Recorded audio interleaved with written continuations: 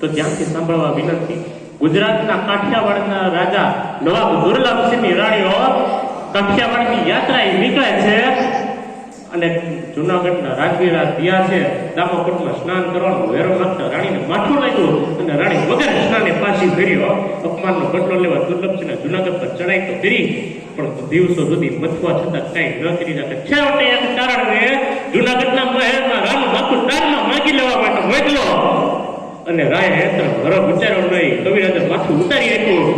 આને સોલંકી જુનાગઢ સાહેબ હાથ ધેર્યું. તેથી રાણી તમામ રાણીઓએ હાથનું વિલોપન કર્યું અને તેમાંની રાણી સોમલદેવ નામની રાણીએ પોતાના 12 નવગણને પતંગની જાતિ વારભાઈ વડારાને સોંપતા કીધું કે વારભાઈ, તું મારા પુત્ર નવગણને આલીદર ગોલીદર ગામમાં રહેતા અહીં દેવાય પોદરને સોંપી દેતી. એ મારો જીવનનો માનેલો ભાઈ છે.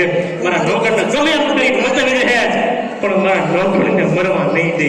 પછી તો વારભાઈ વડારા રાણીના કહેવા પ્રમાણે આલીદર ગોલીદર આવી દેવાજ પોદરની વાત કરી અને દેવાજ પોદરે કીધું કે વારભાઈ, જ્યાં સુધી આ દેવાજ પોદર જીવે છે ને ત્યાં સુધી તારા નવગણને કાંઈ ન થવા દો, ન વાંકો થવા દો. દેવાજ પોદર આયર બોલું છું.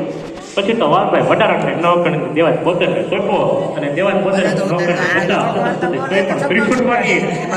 અને જૂનાગઢની રાજધાની દેવાજ નવગણ સોંપવાની દેવાજ પોદરે વારભાઈ વડારાને પંકજ દેવાજ પોદરને નવગણની ઉંમરના બે બાળકો છે.